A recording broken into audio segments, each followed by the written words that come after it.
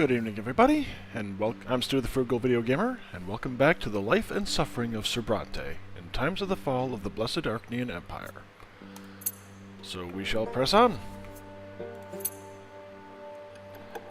to my youth. And looks like it'll probably be like 22 or so before peacetime hits. It takes a whole month to reach Eterna. You and Thomas spend the days wagging your chins and staring at the scenery as your carriage makes its way along the road and towards the next province. Soon it crosses from the familiar barren, arid lands of Magra to the stately mountains of Illyria. During one of your many stays at a roadside inn, the two of you even manage to share a whole bottle of strong wine and keep it a secret from the servant who drives the carriage. Adult life feels positively intoxicating. Literally. Soon, I tell you, soon we'll be there. And I'll earn my sword as soon as I get accepted into the military academy. You'll see. And then nobody's gonna walk all over me like I'm some commoner. You keep rehearsing everything they taught you in school. Soon you are almost at the end of your long journey. You have left behind the arid rocks of Magra, the mountains of Illyria, and the flooded meadows of Archnia. Eterna, the capital, is right ahead.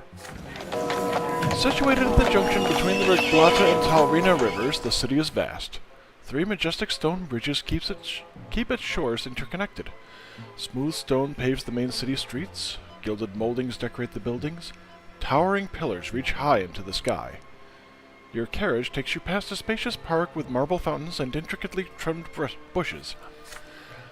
On the streets you see ornately decorated carriages bearing Archnean coats of arms and abundant merchants' tents filling the streets with beckoning cries and unusual sights. The spires of ancient temples dot the city skyline. The carriage comes to a halt on a large city square with a towering marble fountain. The coachman says you have arrived. Thomas is to apply to the military academy. The academy barracks are 2 streets away. Your lodging house is in the alleyway nearby. A room has already been reserved for you. You get out onto the street and say brief goodbyes to each other. You promise to meet again after the entrance exams. Then your friend disappears into the crowded streets of the capital. You are left to your own devices in this vast city. A group of nobles walk past.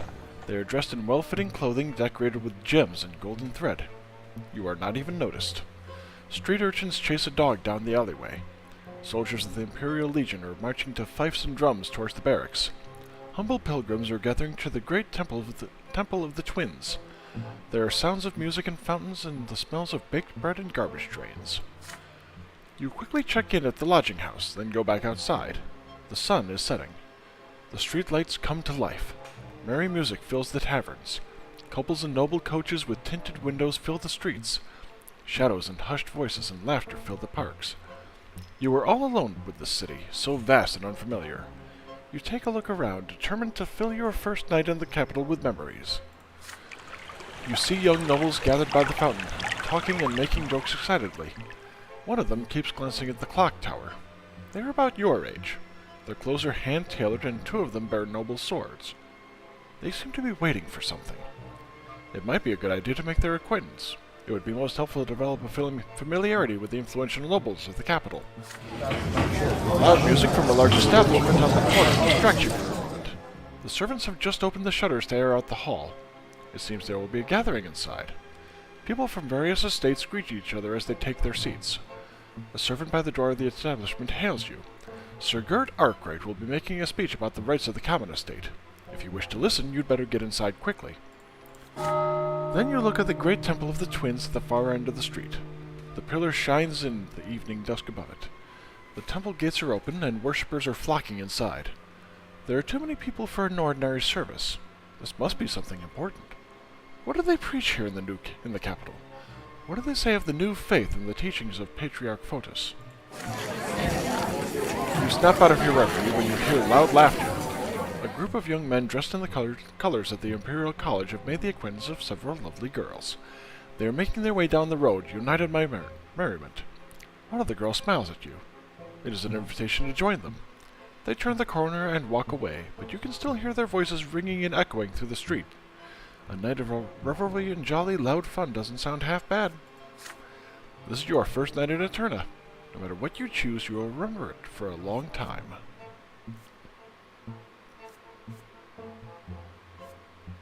Yeah, I've got to listen to the Arkwright speech. You enter the establishment and find a free seat next to a group of well-dressed young men and women. Soon the hall fills with people, packed wall to wall. A richly dressed elderly man with a tenacious gaze and a wrinkled forehead appears before the audience. My name is Gert Arkwright, and I'm an industrialist from Illyria. I should start off with a few short words about myself. Just like you, I was born in the common estate. My father was a hard-working miner. The mine broke his back, and he died of natural causes. My mother used to say that was his lot. You work, you endure, and you suffer. Well, now I'm the owner of 5 ore processing factories, and every day gets me thinking. How come a son of a run-of-the-mill miner and a wealthy industrialist have to live by the same lot? Tell me this now. Is it just and fair that a man who owns a factory has the same meager rights as an ordinary farmer? If you own several stores and command the workers almost like a noble commands an army, must you really suffer like a low-born man? Even if you can afford good clothing, good food, and a good house like a nobleman, even if you live and stand closer to the nobles than farmers and tinkers and manservants? His introduction sparks a debate. Most of the people in the hall side with Arkwright. They say that well-to-do people need not live by the commoner's lot. There are outcries defending the holy function of the lots, but they are quickly snuffed without support.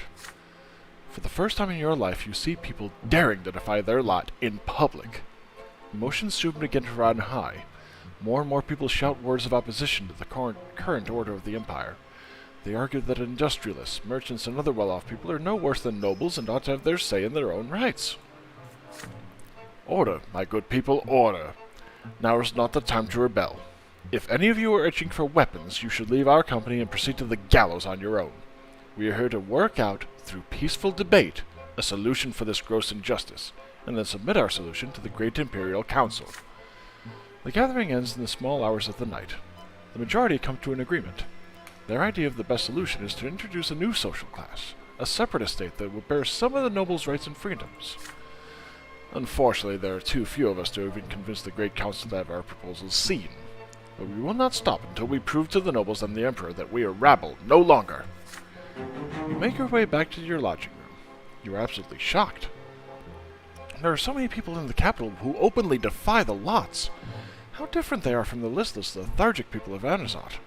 You think of Gloria before you drift off to sleep. She would have been overjoyed to be present at a gathering like this.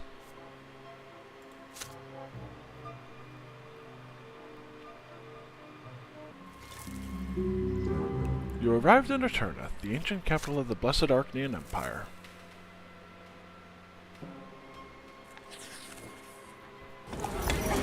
Luke's sermon. You have spent the last 3 days studying books, but today you decided to take a walk through the streets of Eterna. They are full of life as usual. You proceed to the square next to the lodging house. A procession of priests walks through the square. You notice that one of them holds a banner of the new faith, in open book. This is the same banner that was bound to Patriarch Photis on the day of his assassination. A crowd immediately gathers around them. Many people are looking at an icon painting on a small pedestal depicting a gray-haired man with glowing green eyes. You recognize that face, the face of the late Patriarch Photis. A man with a thick beard appears by the icon painting. His broad shoulders bear a white and gold cloak with the coat of arms of the capital province embroidered on it. He is Luke, Patriarch of Archnea. He casts a stern gaze over the crowd. I speak to all who live within the sight of the Shining Pillar. Exactly 1 year ago, we lost Photis, Patriarch of the Magra province, mentor of the new faith. And I'm not sure what is getting into my cat this evening. Yeah, there's nothing to be worried about, buddy. Patriarch Photis was the first to see the books of his ashes for nothing but the words of a man, not the words of the twins themselves. He was the first to tell people to seek the path to the gods in their own hearts instead of blindly following the lots, to seek answer in the lives of the twins in their own hearts rather than the words of priests. Through Patriarch Photis, we were able to see the truth. Through his death, we saw that his words are not heresy. They are the truth that used to be obscured by Azatius' lies. And now I bring good news. Patriarch Junius Diamant has seen to it that our teacher will be canonized as a saint.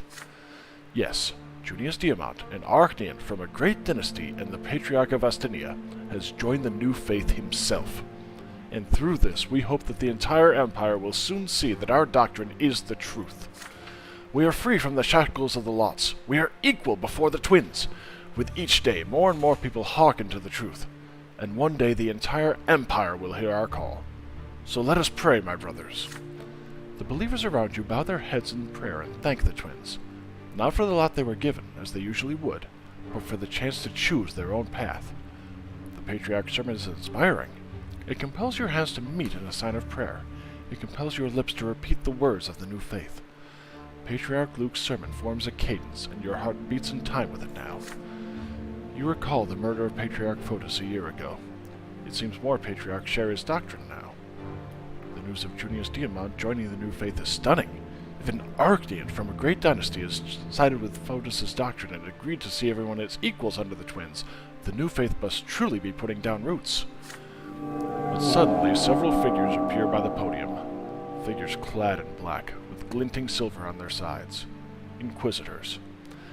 They push through the crowd and form a circle around Patriarch Luke. One of these priests rises before the crowd. He is clean-shaven, tall, with chiseled features. Everyone falls silent at the sight of him. The Inquisitor speaks with a booming voice that can be heard by all. I am Father Ulrich. In the name of the twins and by my right as an Inquisitor, I order you to turn around and leave. The words you're hearing are full of lies. Patriarch Luke has set out to poison your hearts and minds, and the Inquisition will not allow this heresy to spread. The only true path in life is the will of the twins. Life offers no other choice. You are hereby ordered to disperse at once. Most people leave the square immediately. Few want to get involved with the Inquisition. Some people stay, however, and some even shout angrily, "We want to listen to Luke. He is the Patriarch of Arachnia, and he has more to say. Get away from our sermon, old believers. We will not listen to you and your hoary old lies about the lots." Inquisitors, bring those who may yet listen back to their lots, and leave the others to the champions of faith. The black-clad Inquisitors descend from the podium and approach the people who chose to stay. With nothing but their words, they make people stop shouting and start listening. The uproar ceases quickly. They have dissected the crowd, split it in smaller groups that surround each Inquisitor. One of these Inquisitors chooses to approach you. He is a humble-looking man of age with a rough haircut. He looks you straight in the eye as his lively, soulful voice forces you to listen to his words despite yourself. My name is Father Jeremiah. I know your thoughts were stirred by the Patriarch's words. You are not sure whom to trust, but I teach at the seminary. I have been studying the teachings of the twins my entire life. You can trust me. I know you can hear what I have to say. I see their light in your eyes, the light of the true faith. Will you listen to my counsel, my son? You feel no malice in the words of Inquisitor Jeremiah, only hope. It is his lot to aid you, to guide you away from error and set you on the path of the true faith. He is a priest, so he should know the truth.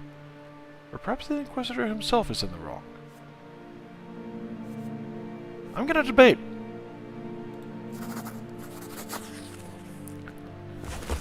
You start debating the Inquisitor, mustering all your knowledge and awareness of the new faith. The lots are an error introduced by Eusebius. They are incorrect, obsolete, and contrary to the way of life of the modern empire. Please hear me out, my son.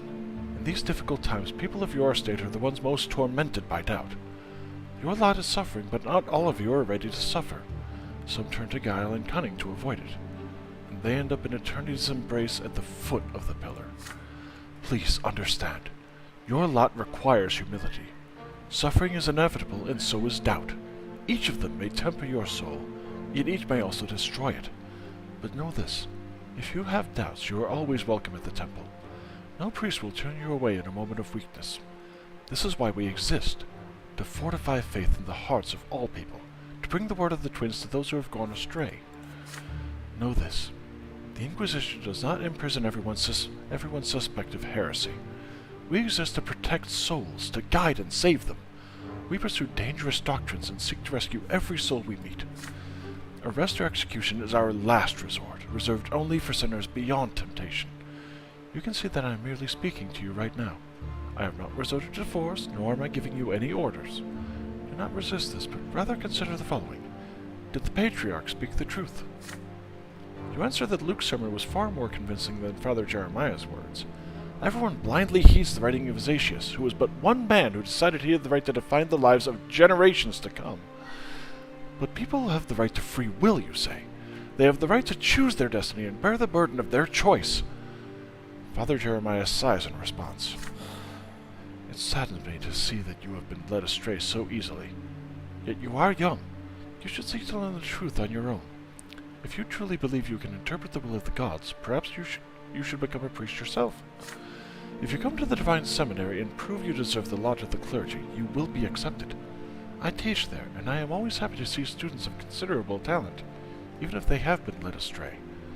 But for now, you should leave this place. You will learn nothing by facing the champions of faith. With this, Father Jeremiah leaves you and proceeds further. You leave the square freely, your dignity preserved.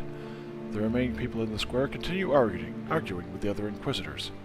Armed champions of faith stand nearby, but they do not intervene.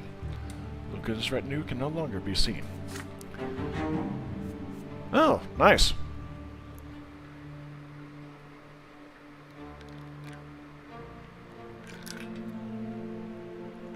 You walk back to the lodging house, mulling over Father Jeremiah's words about the seminary. Your family sent you to earn a noble title, but you have an opportunity to become a priest, of the old faith or the new. If you see your destiny in service to the gods, no one has the right to stand in your way.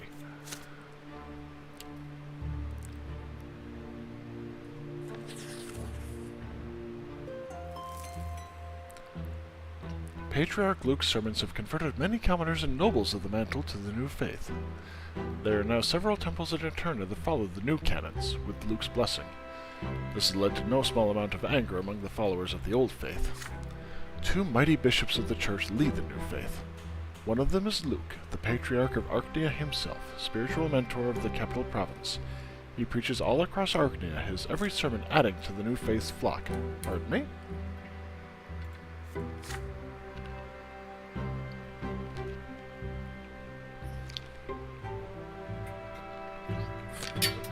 The other leader of the new faith is Patriarch Junius Diamant. Hailing from a great Archnean dynasty, he is the de facto ruler of Astinia province. Adored by his subjects, he has founded the Holy Order anew. Junius Diamant rarely preaches, but people believe the Astinian Patriarch attends to the needs of all who convert to the new faith. The schism within the church is growing. The split has furthered the divide between the commoners and the nobles, though thankfully there has been no direct conflict as of yet. But it has become clear that there is no way to stop the steady advance of the new faith.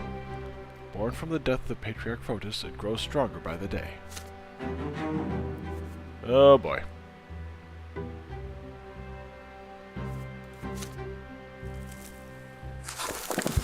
The next few weeks pass by in hard work and preparation for the coming entrance exam at the Imperial College. You grow more and more exhausted with each passing day, so much so that one night you fall asleep while studying another book. When you finally come to, you decide it is high time to get some recreation outside. The city of Eterna amazes you as you stroll through its splendid streets. It is another night, a different night, yet the city is beautiful still. The shining pillar is a slice of light against the dark night sky. The lamps on the facades of the buildings are lit. Night descends on the capital. You don't feel like going back to your books tonight. Recently, you made the acquaintance of several young men. They are children of nobles of the mantle, just like you, sent to the capital to earn their noble titles at the college. You decide to seek them out. Your new friends are having a late dinner on the next street over, loudly discussing their plans for the night. Some speak eagerly of a dueling club where you can see the most skilled and ardent duelers in the Empire doing what they do best. You've never seen professional duelers fight. This would be far more exciting than Father's fencing lessons or that fight in the ruins of Anazat. And if luck favors you, perhaps you can even make useful contacts among the noble families in the capital. The others try to convince the rest to take a trip to a certain secret salon. The establishment is back expecting a guest tonight, they say. A young lady who speak about the true state of affairs in the Empire. There are many questions about the nature of the place and identity of the mysterious speaker, but the young men have only one answer. They are forbidden to speak about this outside the club. However, they can take you there as long as you aren't afraid to learn a dangerous truth. There are others still, drinking their fill of wine rather than eating. Fencing? Speeches? Nonsense! The place you ought to go tonight, they claim, is the Markian Society, a gathering of those of common estate but uncommon opinions that offers pleasures for everyone. Pleasures of palate, pleasures of drink, pleasures of the flesh. Is this not heresy and a crime? Perhaps, and yet some of your newfound friends are eager to go there. In the end, your group splits in three and to spend the night as they see fit. What will it be?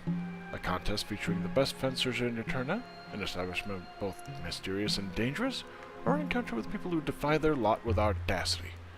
You weigh your options. I'll do the dueling club. BB, what is it, buddy? I can't even see in the dark. You march down the street towards the dueling club, which is located in a manor house decorated rather modestly on the outside, but lavishly on the inside. One of your newfound friends nods to the servants, and they let you in. The rooms are stuffy, noisy, and filled with tobacco smoke. The sitting room is enormous. In the center is an arena, a circle with wooden railings.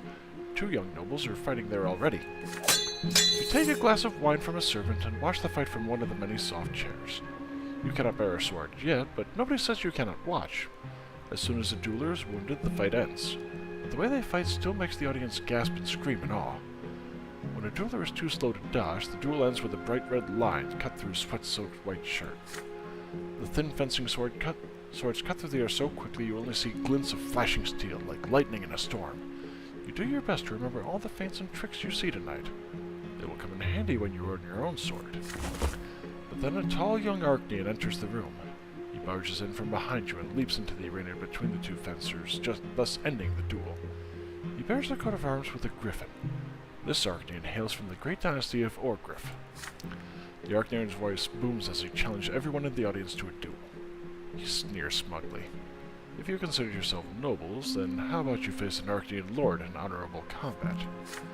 No one moves. No one dares to step forth. A duel with an Archnean is suicide, especially if that Archnean hails from one of the great dynasties. Such a duel will end with a lesser death at best, or with a true death through trial and execution at worst. Everyone knows the punishment for spilling blue blood, and so everyone remains silent. The Archnean grins. So humans are cowards. You will never be true nobles if you are never ready to risk a lesser death. Then Archnean honor and tradition is not for you, and war is not your domain either. For human nobles are but a mockery, a gathering of animals dressed to resemble higher beings. A man leaps into the arena. He is tall as a tree. His pockmarked face is whitened with rage and covered in scars. There are whispers of reverence in the audience. This is Marth Verasti, the owner of the club. He has accepted the challenge for the honor of all human nobles. He has yearned to fight an Archnean all his life. Now is his chance. The duelers salute each other, and Sir Verasti begins the attack. A lunge, a jab, another, and then another. The young Archnean deflects each attack like he knows his opponent's every move.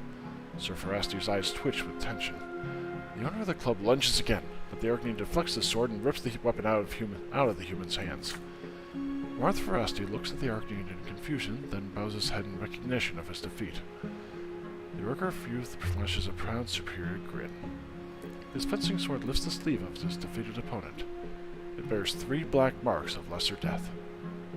Now the young Archnean eyes Sir Verasti with a mockery of sadness and compassion. Why, it appears the poor overeager ex-commoner is on his last life. Verasti shudders. Yes, the Orgriff youth be so kind as to spare his life, nobleman to a nobleman. The Archnean's face grows dark and grim. His sword stabs deep into Verasti's chest. Then the Orgriff youth speaks, loud enough for everyone to hear.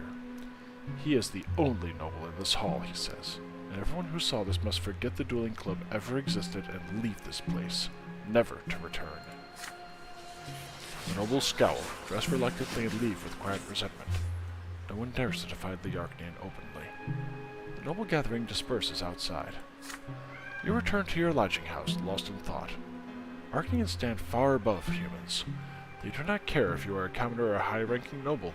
In their eyes, you are only a human. It seems there is nothing that can readily oppose Archnean power. They are the masters of this world, and humans are pale reflections of them at best. The trip to the dueling club ended on a grim note, but you learned a lot from watching Eterna's best duelers in action. You recall their lunges and blocks before you sleep, rather than the master of the cold of the dueling club being murdered in cold blood. I'm probably going to focus on becoming a noble with this playthrough. 17, 18, 19. Oh, wow, only 20 years old? Must be a lot of events then. The Code of Laws.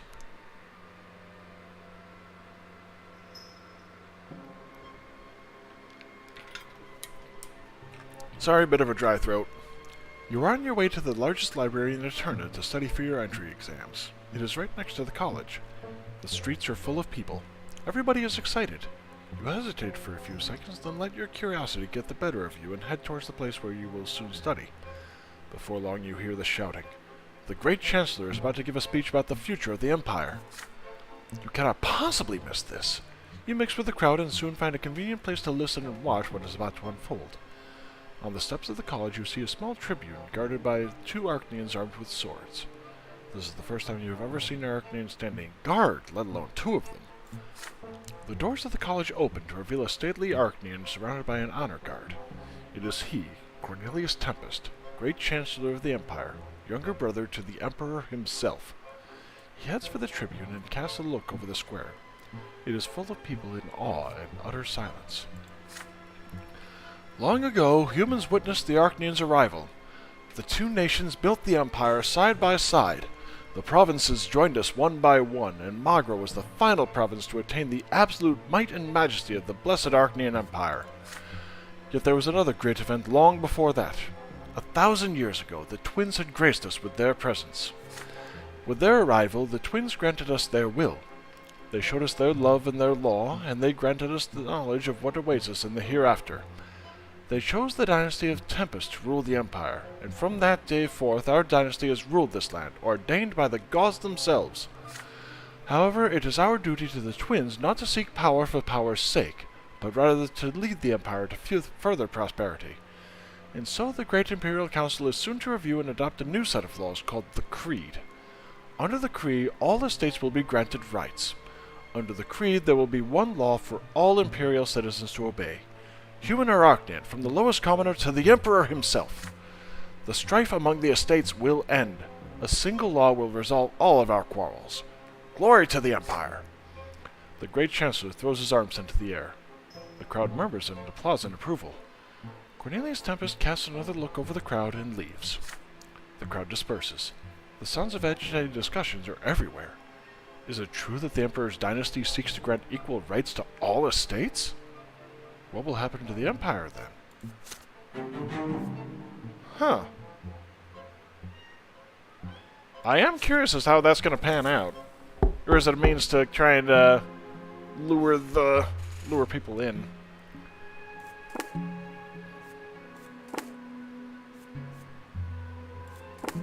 It is early morning.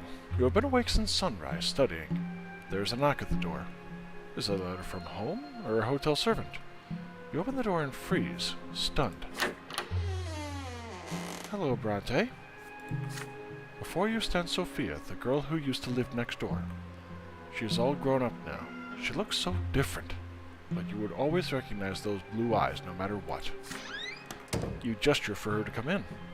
Sophia enters the room, glances around, and sits in an armchair. You eye the girl you used to know as you sit across from her. But the young woman you see now has little in common with the girl you used to know. There is cold steel in the way she looks at things. Her hair is cut short. But what is she doing here? I can explain. I've been living in Eterna for a long time now, ever since I ran from Anerzot. I heard the other day that you'd left for the capital to get into the college. So I found you, and here I am. You ask how Sophia learned about your arrival and where you were staying, but she answers your questions with an enigmatic smile.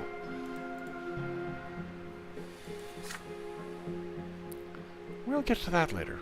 Right now, I want to see how much you've changed since we last saw each other. As for me, I've changed a lot. I'm a whole different person now. You look away as you recall your previous encounter. 1 second. Back when Sophia ran away from her Arachnian master. Sophia chuckles as she continues. Would you like to know what happened next? I traveled through the entire Empire all alone. I had nothing. My journey ended only when I reached this place, the capital, with all its important people and events. This is the heart of the Empire. It's a place where I can make a difference. I've made friends here, found people I can truly call my family. I've even gotten an education of sorts. I have a purpose now. I fight against injustice. I fight against the lots. I fight those who treat our lives like mud on the pavement. And no, I'm not afraid to tell you that. I came to you for a good reason. I need help. I know you. I have faith in your good heart. Besides, this is also about the Imperial College you want to enroll in. There's a scholar there by the name of Bartholomew Dextra. He teaches natural sciences at the college. Dextra is an old man, but he's quite progressive. He'll stop at nothing to advance science and acquire new knowledge. As you know, only second-generation nobles or above are allowed to teach at the college. But Dextra, he is a commoner. He forged his patent of nobility to get a position at the college. But the Sacred Chancellery recently learned of this. Dextra is about to face true death for this forgery. But how is that justice? A man wants to teach people, and for this they're going to take all his lives? They're going to punish him for the crime of being born on the wrong estate? It's evil and obscene, and I will not stand for it. Dextra deserves to be rescued. But I don't want to put anyone in danger, so I need your help. You are from a rich family. You're almost a noble. If you help me get Extra out of the city, nobody will suspect anything. No one will know, and the scholar will live on to continue his research elsewhere, far away from the secret chancellery. Will you help me? You feel perplexed by Sophia's sudden request. She is asking you to break... She is asking you to break imperial law and undermine the work of the secret chancellery to save this scholar. Rescuing Dextra would be an adventure, but it would also be incredibly dangerous. Besides, Dextra is a fake noble. He resorted to lies and deceit to get his current position.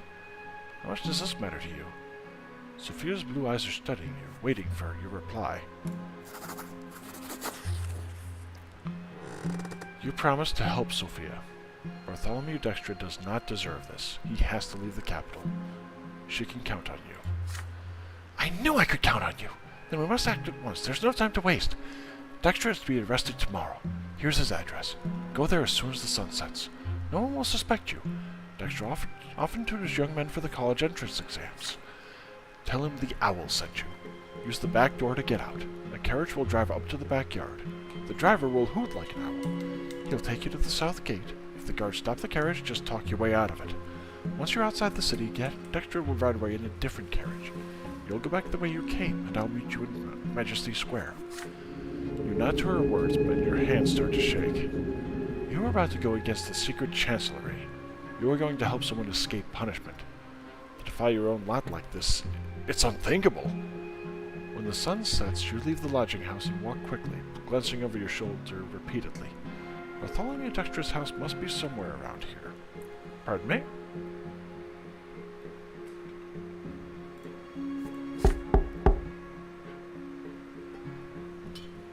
You find the place. A genteel old man opens the door. His face is covered in wrinkles, his shoulders are stooped, and yet his eyes are sharp and lively. Bartholomew Dextra looks at you for a moment, then asks why you have paid him a visit. You tell him you want to enroll in the college and are looking for a tutor. Dextra nods and invites you inside. Once you make sure nobody else can see or hear you, you whisper to the scholar about the real reason for your visit. The secret chancellery will be coming for him tomorrow, and has to leave now to escape true death. Dextra freezes, then turns to you. How do you know about him and the secret chancellery? You tell him that the owl sent you and has provided for his escape. As for the secret chancellery, they want him for forging a patent of nobility. The moment you utter Sophia's name, the lecturer calms down and starts packing for the journey. Watch him distractedly and notice that he lives in a rather austere fashion. It does not take him long to pack. You hear the quiet clacking of wheels in the courtyard. Carefully, you and Dextra proceed to the backyard of the building. You see a carriage there. The driver hoots quietly, and you get in. The carriage rolls down the road. There is tense silence in the closed-off space inside the carriage. The scholar wrings his hands anxiously. Through the carriage windows, you see the massive city gate passing by. You're almost outside the city, but then a loud voice reaches you. Halt! The driver obediently halts the carriage. The two gendarmes approach you. You leave the carriage to face the gendarmes before they can get a peek inside the carriage. They look you over and ask where you are going so late at night. You tell them you are the son of a judge in Magra, here to enroll in the college, and right now you wish to visit the estate of a newfound friend. To convince them further, you mention the name of a noble son you have become friendly with. The gendarmes release the carriage and wish you a pleasant trip. You drive along the high road until you encounter a peasant wagon. The director will take it to seek refuge far away from the capital. Before the two of you part ways, he pats you on the shoulder and tells you that you have truly done a brave deed. You return to the city without incident. You find Sophia in Majesty Square as agreed, sitting on a bench by a streetlight, reading a book of some sort. She closes the book when she sees you and offers you her hand. So, did everything go according to plan? You nod. Then we've earned ourselves a bit of free time. Let's go. You set off on a walk through the maze of narrow back streets. Finally, you have some time for questions. What happened to Sophia over the last 2 years? She was just a girl before, a servant. How is she now a revolutionary? Sophia just smiles sadly. You've seen what I can do. I'm not just a girl. The Inquisition caught up with me when I ran away from Anazot. I ended up in the House of Humility, a dreadful place. I got collared. Do you know how it feels to lose your free will? Losing everything that makes you you. She unclasped the tall shirt collar that had been hiding her neck all this time, and you see the round mark from the empty magic collar. They say a scar like this will remain even after a lesser death, but I got lucky. Patriarch Junius Diamant saved me. Diamant took me and the other mages from the House of Humility and removed our collars. He made me one of his attendants. He taught me that there are no lots. He told me that I'm like this not because I'm a freak, but because it's my nature. He told me I can find a path to the twins like anyone else in the world. And then I was taken. I got out on my own. I found my own lot. To protect the common people from the noble yoke. To help others who are as unlucky as I am. To fight for a different world. A world where everybody has equal rights. A world where mages don't get robbed of their will just because of one aspect of their birth. A world where the nobles no longer tread upon the commoners. Yes, this is our dream, but we are still so far away from it. But I will keep moving towards it, and I'll stop at nothing. A strange, distorted expression appears on Sophia's face, but she quickly returns to normal. You keep walking until you are at the lodging house again. For a moment, you just stand there looking at each other. Then, suddenly, Sophia embraces you. For a moment, she remains still in your arms and whispers, "You should join my cause. If we work together, one day we'll become a force to be reckoned with. I know you came here to find your way, but I'll never believe you really want to bind yourself to other people's laws and desires for the rest of your life. The path I walk is dangerous. It's almost hopeless. But it's worth living for. Think about it. Goodbye." Then she withdraws just as quickly and disappears in the dark streets of Eterna. You make your way back to your room, exhausted by the events of the day. Was this really just a single day in your life? Oh, awesome.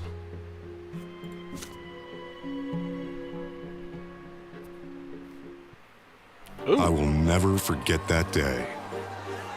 For it was then that I chose the path I would walk for the rest of my life. Ah, this must be the year that I make the decision. And yeah, I'm going noble path on this one. What, baby? You have food and water. There are only a few days left until the Imperial College entrance exam. History, law, theology. You spend all day reading and rereading the books you brought with you, staying at the Library of Eterna for hours, sometimes until it closes. As the day of the exam approaches, your hands start shaking more and more. And finally, the day comes. A clear sky hangs over Eterna today. The breeze is warm. You dress in your best outfit, a gray jacket and velvet culotte trousers. You comb your hair carefully and polish your boots until they shine. You leave the lodging house and head for the Imperial College. Your legs grow heavier with each step. Your anxiety at the fact your fate will be decided today is virtually tearing you apart. The college's majestic building that looks not unlike a castle. In the square in front of it, you can already see several dozen people. Young men, sons of nobles of the mantle like you, waiting for the college's doors to open. Time slows to a crawl. At last the doors open. A stately man dressed in a professor's mantle appears at the entrance. He is the dean of the college. The students-to-be fall silent as the dean gets ready to deliver his welcoming speech. But the silence is interrupted by heavy footsteps and clanking armor. A squadron of warriors emerge near the college, led by Arcanian officers. Their banner bears an image of golden grains. The noble militia of Monia province. What are they doing here? Yep. Ah, okay. Honey, BB. The nobles of Monia form a circle around the college, each warrior moving quietly and precisely until a chain is formed. One of the Arcanians is clad in an old-fashioned suit of armor. He's the leader of the militia. He locks the bar on the massive doors of the college into place, then proceeds to the stairs to address the crowd loudly. Commoners, before you stands Agirius of the Monroe dynasty, Archduke of Monia. By my will, the college is hereby closed and today's entrance exam is cancelled. Your lowly origins make you unfit for the great honor of rendering service to the Empire, a right that ought to be available only to the hereditary nobles of the sword. The college's reputation has been tarnished. It breeds mock nobles who bear not a trace of noble blood. You belong in the lowly estate, but have forgotten your place. Cornelius Tempest and other traitors to the Empire are indulging you in defacing the BB! God. Claws, buddy. God damn it. Cornelius Tempest and other traitors to the Empire are indulging you in defacing the institution of the nobility for their lowly interests. A noble lot for those of lowly birth. How can this be? I will not stand for this disintegration of the imperial order. Now turn away from the college this instant and return to the humble trades of your ancestors. Plow your fields, mend your boots, and work and suffer by your lot. If any of you dares to set foot upon these stairs, you will be killed at once. The students being met this speech with a stunned silence. The crowd in the square is growing, however. The news of the Monian noble militia and the college's closing spreads through the streets like wildfire. More humans join the crowd. College students, commoners, officials who work hard to be ennobled. Unrest grows around you. You hear people calling to rush Archduke Monroe's forces, to take control of the college and defend your right to become noble. The Emperor himself gave us this right! We have to fight for it! This is a decisive moment for all of you. The old gentry has challenged you. Will you accept this challenge? In the face of this shameful, illegal act by the Archduke's forces, you may prove that all of you deserve the noble lot. You will need to break through the court, get inside the college, and take control of it. The nobles will never dare hurt you if your presence is strong enough. If you are ready to risk it all and fight for your right to the nobility, you will have to lead the charge. You will keep coming to the square in the meantime, including students and teachers from the Divine Seminary. The lot of the clergy is to guide others to the right path. When the estates clash, the priests are bound to intervene. The seminary teachers instruct their students to form a line between the noble militia and the outraged crowd. The priests begin telling the warrior nobles and the riotous commoners to return to the preordained divine order lest they provoke the wrath of the gods. The wrath of the gods. As the priests utter these words, the crowd around you disappears. A vision appears before your eyes. The Empire is ablaze. You see burning land steeped with pain and despair everywhere you look, rivers overflowing to extinguish the burning world. You can tell that soil scorched by such fire will never bear fruit again. The God's given vision demands to be heard, demands to be prophesied to the world. But only a priest may speak to the twins and for the twins. Will you keep it inside? Will you step onto the path the twins have revealed to you? Somebody shoves you in the back, and you snap out of the vision. You turn around to see a small but decisive troop of commoners moving quickly through the crowd. They are led by Sophia. As soon as she sees you, she signals to them to stop. So you're here too. Going to this college, are you? Can't you see it already? The laws can't be trusted. They gave you the right to study here just to throw you a bone. When the going gets tough, your masters will take it all away. It's time for you to decide. We are the lotless. We are not putting up with this new system any longer. We will fight for a new world. Are you coming with us, or are you going to submit to them? There are students and professors locked inside the college. Who knows how long Monroe will maintain this siege? And what if they start slaughtering people? Neither group of nobles will care what happens to them.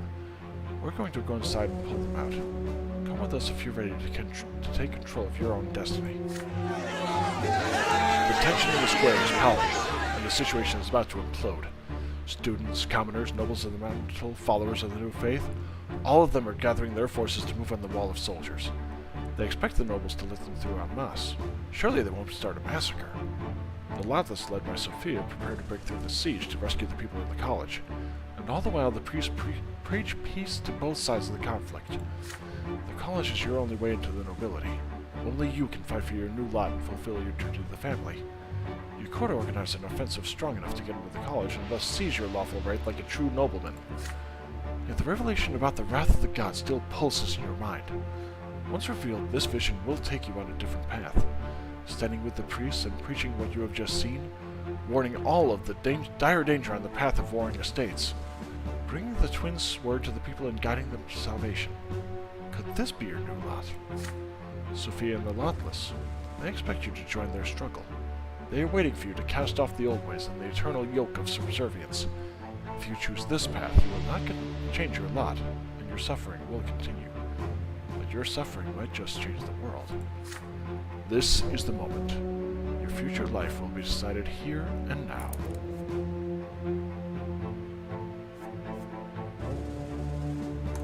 Breakthrough. You get to work. Recalling the books on military tactics you used to study as a boy, you call out to the students and children or nobles around you and assume command. They hear you and they listen. You stand together in close formation and march towards the weakest link in the line of nobles, more people joining you along the way.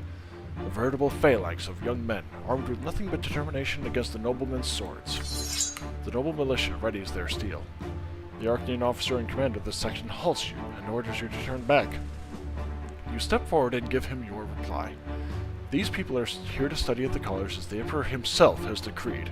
You have every right to fulfill the imperial law, and any nobles who dare to intervene will be defying Uther Tempest II himself.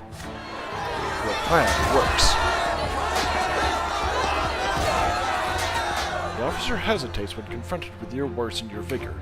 The noble militia is no longer ready to use their swords. This is your chance. You command your forces to focus their advantage in numbers for a singular push, and the militia line breaks. You reach the college gates. More people start running for the breach. The nobles get their bearings quickly enough to restore the line, but your phalanx is already inside. You waste no time and begin barricading the gate.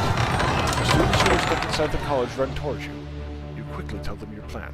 Block all the doors and windows with whatever comes to hand before Monroe's forces can get in. If they do get in, only the twins know what they will do. One by one, all the entrances are swiftly barricaded. The riot outside the college is calm for a moment, it seems. Through an open window, you hear Monroe giving orders to his militia. The Archduke is forming a strong perimeter outside the college, ready for a proper siege. Students and professors of the college go to the balcony to negotiate. You are among them. Surrender and leave this building. I am not here to kill or execute you. No loyal subjects will die by my hand. The humans boo and jeer at Monroe's proposal. The dean himself appears on the balcony. The imperial family established the college, he claims, and he cannot defy orders given by the great Arcanian Tempest dynasty. And so the college remains besieged. The noble militia stands in a circle around the building, but there are no preparations for an assault. The outrage in the square continues. You remain in control of the college for the entire day and the following night. But at sunrise, the Emperor's herald arrives in the square. He brings news. The Emperor is delighted to see Archduke Monroe in the capital, yet he demands that the noble militia of Monia vacate the square and allow classes to begin at the college. The besieged college celebrates the news. This is the work of Cornelius Tempest, Great Chancellor, the Emperor's brother. He managed to convince the Emperor to order Monroe to withdraw. Even the Archduke of Monia, the most powerful noble lord in all the Empire, cannot disobey a direct order from the Emperor. Still, the college would never have held out for an entire day without your phalanx's determination and your daring plan. You, the people of the common estate, have secured your right to study and earn the noble lot. The college is open again, and the entrance exam will take place in a few days. You aren't nervous at all this time. All the lessons at home, the books, the schoolings, your own noble actions, all that work and effort has finally reached its culmination. The procedure for appointing a provincial overseer, the 5 great Arcanian dynasties, the property rights of all estates, you answer all these questions with ease. Hours pass, and the dean of the college reads the names of the new students to the young men gathered at the college steps. Your name is among the first. He praises what you did in defense of the college. people like you are the Empire's future, Sir Brante, he says. Sunlight fills the college square. It feels so soft and soothing here in Eterna, not as harsh as it gets in Anazot. You watch the pillars shine in the sky as you walk down the steps of the college. You are a Brante, the third judge in the family, the man who will soon join the family's noble blood tide. You have seized your right to achieve the nobleman's lot. You should write to your father now. He would be so proud of you.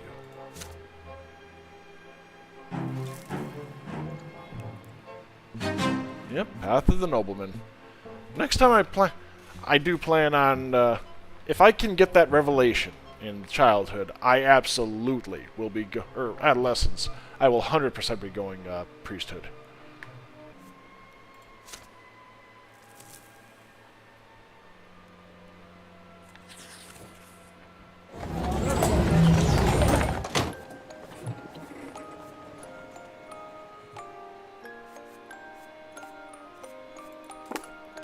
You return to the lodging house one last time to gather your belongings for the move to your new home.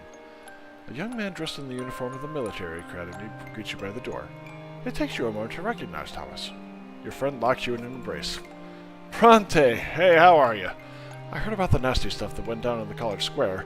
Those damn gentry would do anything to keep low-born folks under their thumb. Glad the situation resolved itself. As for me, I'm an academy cadet now. He is beaming with pride. You invite him in and chat while you pack. Thomas continues to relay the news as you walk up the stairs. I made it out of the top 10, can you imagine? Did pretty well in sparring in the sciences. It was all thanks to the help you gave me back in school in Anazot. I'll be studying the art of war now, and then it's a quick march to a noble title. How about you? You tell Thomas about what happened over the past few days and of the path you have chosen. He remains quiet as you speak. Both of you realize that you may never see each other again. You know, Brante, here's what I think. You may have your own path in life, but you're my friend. We gotta make sure our friendship lasts forever, no matter what happens to us. Here, I brought 2 brass rings. If the old tradition is to be believed, both the rings and their wearers will always remain close to each other, no matter where fate takes them. What do you say? The 2 of you grew up side by side. Thomas, the audacious, hot-blooded, sharp-tongued boy who used to live next door. You can't imagine your childhood without him. But would it be right to promise him that your friendship will last forever, no matter what happens?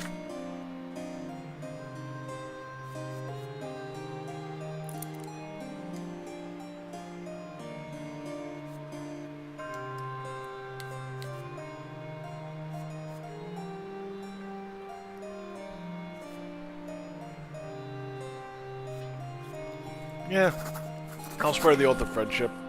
I can't imagine how this will go wrong. You take one of the rings from his outstretched palm. The 2 of you have walked side by side ever since you were children. Even now you are walking in the same direction towards a noble title. You as a judge, and Thomas as a warrior. Nothing will ever tarnish your bond. You swear an oath of eternal friendship to Thomas. Thomas solemnly swears the same. You put the brass ring on your finger, on your pinky.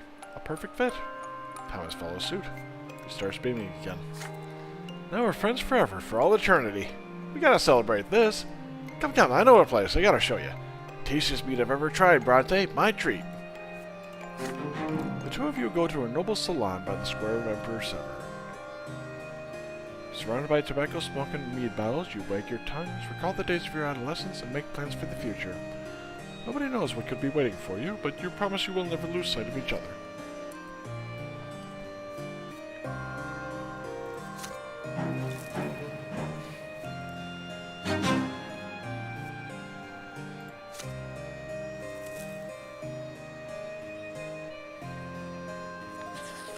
I'm not even 18 yet.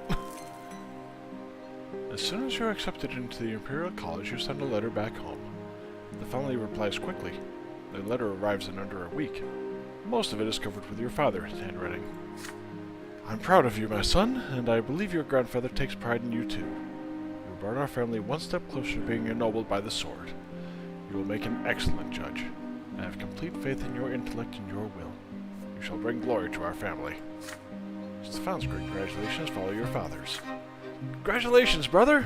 The simple folk could only dream of what you have already achieved.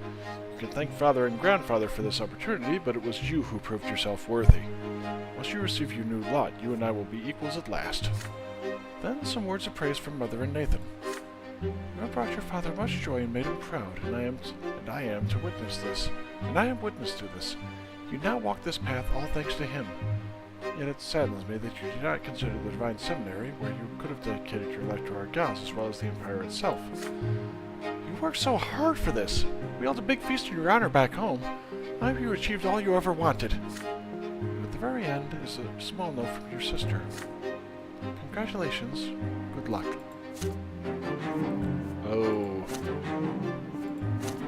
Yeah, unfortunately. I saw that coming. It was only a few days since you became a student at the college. Your education has barely begun when an amazing piece of news surprises all the students. Every year, Cornelius Tempest, the great chancellor and the emperor's younger brother, grants an honor to all future nobles of the mantle and invites them to a masquerade at his summer palace. The professors and lecturers instruct you to look and act your best in order to preserve the college's honor.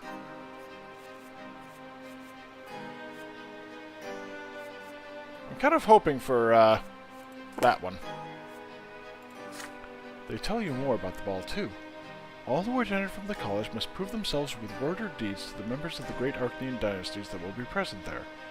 That means the reputation of your home province will be at stake, too. It's time to get ready. Order a proper suit for the occasion and a mask to go with it. It looks simple, but by no means plain, and only hides your eyes. The day comes. You spend an entire morning preparing for the ball.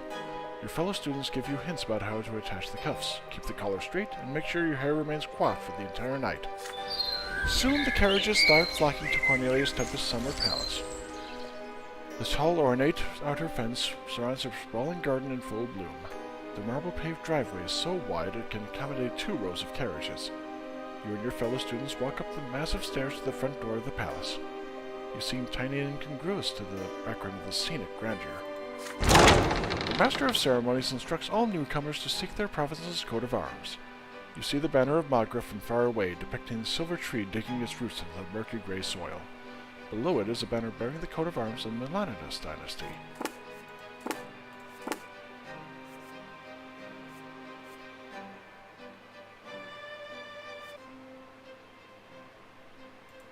Yeah, I can't say I'm surprised by that.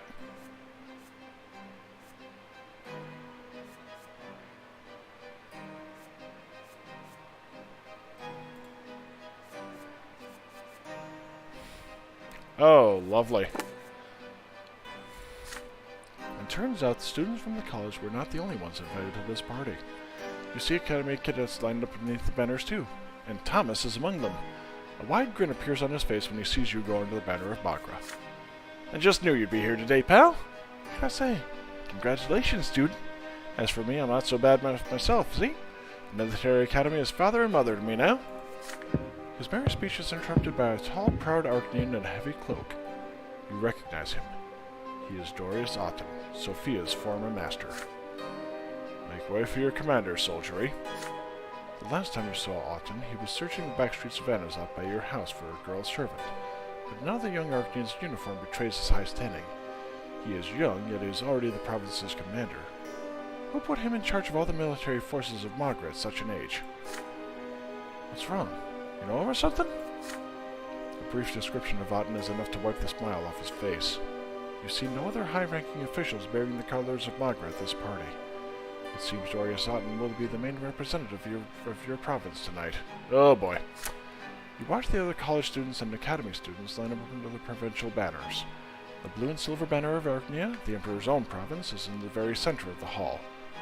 Judging by the hilts jutting out from beneath their belts, many of those who surround that banner are nobles of the sword. Thomas is clearly jealous. The group of Archnia stands proudly, ennobled by its iconic and dignified history. The Archnean race and the Empire originated in their very lands. A sizable group of students stand under the banner of Monia, a wealthy agricultural province signified by yellow grants on a field of ore? Huh.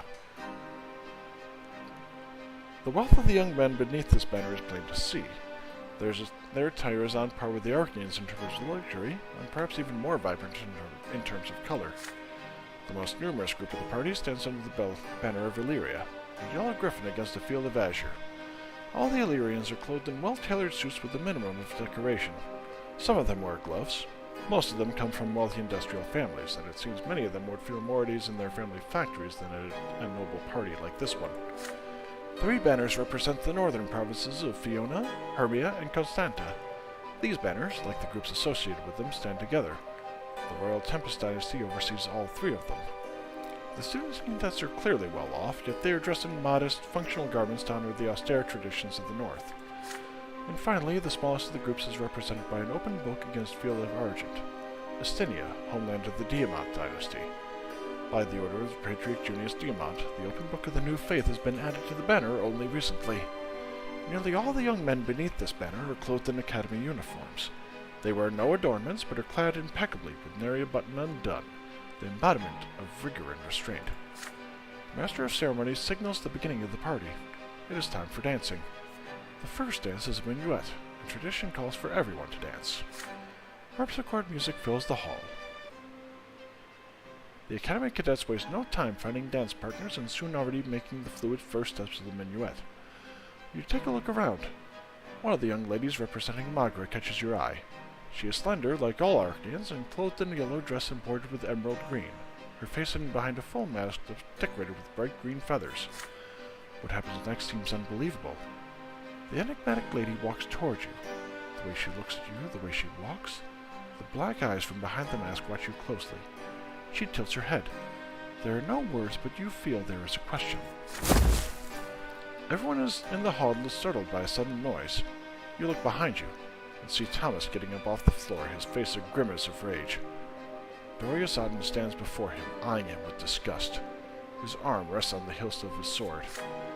Who allowed this clumsy commoner inside the great Chancellor's palace? His noble masters are trying to dance, and it's getting underfoot. Thomas looks like he is about to explode in Auden's face. But the smug Arcanian sword has a clear threat. If your friend's rage gets the better of him, he will end up in trouble. The enigmatic Arcanian beauty, however, quickly loses all interest in their quarrel. She comes even closer to you, expecting you to invite her to dance. Definitely resolve.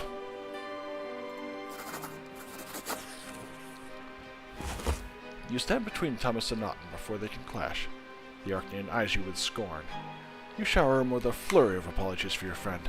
Thomas has never been to this kind of party before and still has a lot to learn when it comes to etiquette, and besides, he is clearly flummoxed from witnessing an Arcanian up close. Auden smirks, just barely enough to notice. Well said. Sometimes I forget you humans are barely smarter than beasts. Take pride in the fact that you were permitted to attend this party. You have stories to tell and all that. Very well. Away with you, and try not to get in my way.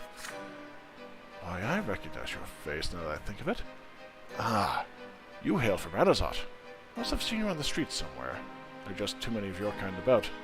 But you're rather sharp, and you've been taught how to behave.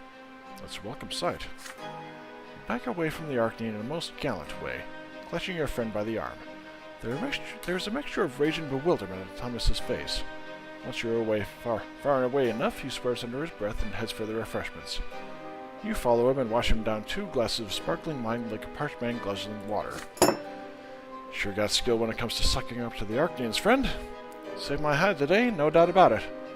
Still feels like a bucket of slop right into the face, though. It could have been far worse. You tell him. It could have been far worse, you tell him. Better a moment of shame than a fight with a mighty Arcanian in the middle of a party. Assaulting an Arcanian is the easiest way to meet true death. Thomas says nothing to this and downs a 3rd glass of wine. Out of the corner of your eye, you catch the mysterious masked Arcanian lady, all beauty and grace, dancing with Auden. Who could have been in his place had you so chosen? Yeah, that's about right. Okay, 18. Boy, that was a long year.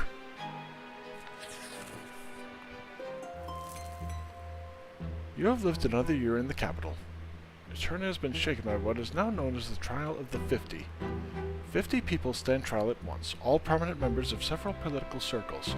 They are accused of treason and conspiracy against the crown. The accused spoke in favor of reducing the power of the nobles and granting more rights to the common estate. There was no mention of rebellion, yet those words alone were enough to indict them. Every session of the trial is open to the public. It is a show of power made to discourage people from forming such circles ever again. You attend one of these sessions. The 50 face their verdict. Forced labor in the mines of Magra and Illyria for regular members, and true death for their leaders. 6 men and 1 woman. The public execution takes place in the central square of Eterna. You remember the woman. Her name was Annie Siren. She made a speech before her execution. A young woman, not too tall, her face almost plain, with long bags over her eyes. She looks calm, even at this moment. You cannot believe she is about to leave this world forever. Annie Siren takes a look around you before she speaks. Her voice is quiet, but you are close enough to hear every single word. She says she is happy to give her lives fighting for the rights of the people. Her cause will never die, Annie claims. Others like her will continue their work in hiding, for their cause is right and just. She is dragged away to the others. They put a sack over her head and tighten a noose around her neck. A hand yanks on the lever, and the 7 dangle in the air. Their feet tremble at first, then grow still. There are gasps and cries of discontent in the crowd. Sounds about right. Sir Alqua's lesson. Pardon me?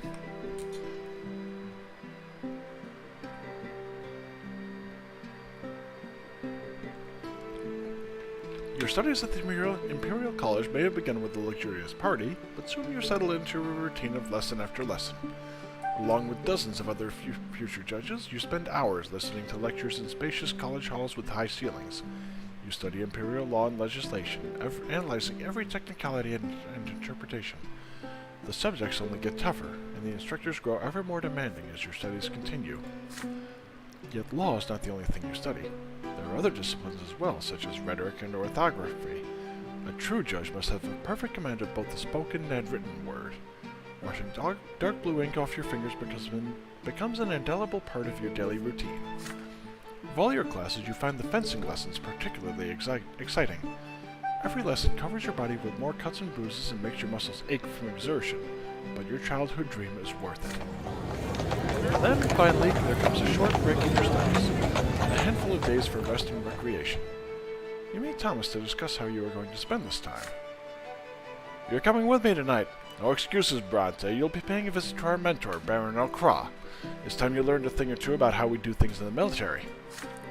Your friend looks very cunning and pleased with himself when he says this. With a sigh, you change out of your college uniform and into your best clothes and follow him.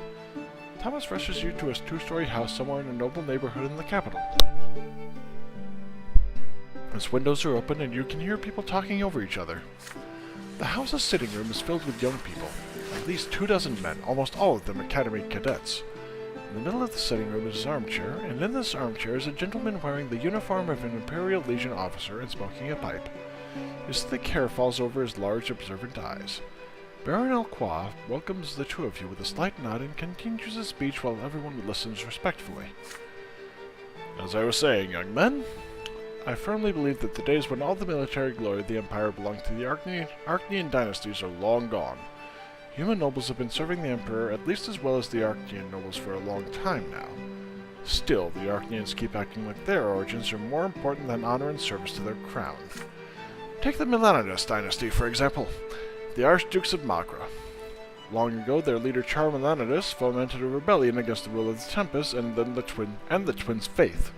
He sucked all life from his own land, doomed thousands of his own subjects. And yet the Melanidas dynasty still rules over Magra like nothing ever happened. And suddenly Sir Alqua flashes a cunning grin. I think this calls for a test of your strategic thinking, young men. But first, let me refresh your memory on the rebellion of Char Melanidas. It may seem surprising, but we have him to thank for our current status. He was the first to ennoble humans, an act of unprecedented insolence. But it gave the rebellious Duke immense support in his province. He risked his own reputation and title to make himself stronger thanks to humans, and in that he succeeded. No one had ever dared challenge the rule of the Archneans and Tempest before, but the rebellion of Magra changed everything. Humans became a part of the nobility. We got a taste of the power only the Archneans could wield before. And, unless I'm mistaken, most nobles in the Empire these days are human. Why, we outnumber the members of the Archnean dynasties dozens times over. So, Char Melanidas had complete rule and control of the land of Magra. He had the loyalty of his ennobled human subjects, and he had the loyalty of the mages and witches who fled to Anazat, the only place in the Empire where they could hide from the Church. The Archduke of Magra had everything he needed to win, and yet two pivotal changes brought him down. First, he cast a magic spell that incinerated the entire province. It certainly stopped the Imperial legions in their tracks, but the population of Magra would no longer side with Charmelanidas after that. Second, the clergy struck the rebellious duke with the power of the twins. His magic was gone, and his main advantage was no more. Many fled, but as you know, it still took the Empire an entire month of siege before the palace of Anazat was taken. After the rebellion of Magra, the Empire changed drastically, and most importantly, humans finally received their lawful right to be ennobled. And I'd like to stress that in particular, ennobled not by birth, but by virtue of their own knowledge and talent. History, young men, is more than just a memory of the past. It is also a lesson for our future. I believe that part of our history proves my point. And now a test. Tell me, if you were among the Imperial strategists during the rebellion, what would you have done? How would you have fought an enemy as powerful as Charmelanidas? With this, Sir Alquois leans back in his armchair and takes a pull from his pipe while the cadets start discussing. Some take no time to say they cannot believe Sir Alquois thinks humans were first ennobled by serving the rebellious duke. Others say the prolonged palace siege might have been a mistake, and storming the palace would have been a better choice. Soon ideas start flying. Some cause only laughter, while the others lead to debate. They are discussing the past of Anazat, the past of your hometown. You cannot possibly stay silent right now. If you were in command of the Imperial legions back then, what would you have done?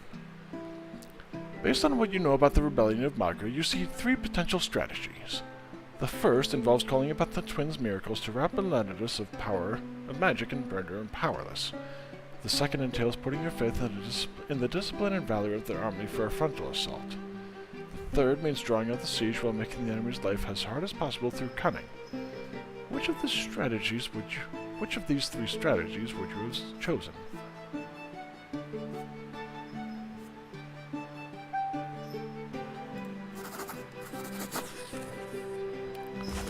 You decide it is time for you to answer Sir Alquois. You begin by stating that you hail from the city of Anazat itself. The cornerstone of the rebellious duke's strategy was ennobling humans, you say. This won their loyalty and formed them into a veritable army. An army loyal to its leader can achieve any feat of valor, so the Imperial legions also ought to have relied upon the value and unity of their soldiers. Inspire the warriors, earn their loyalty, and take the castle by storm. That is the way. Sir Alquois looks at you, studying you attentively. Brante. Is that your name, young man? I'll make sure to remember it.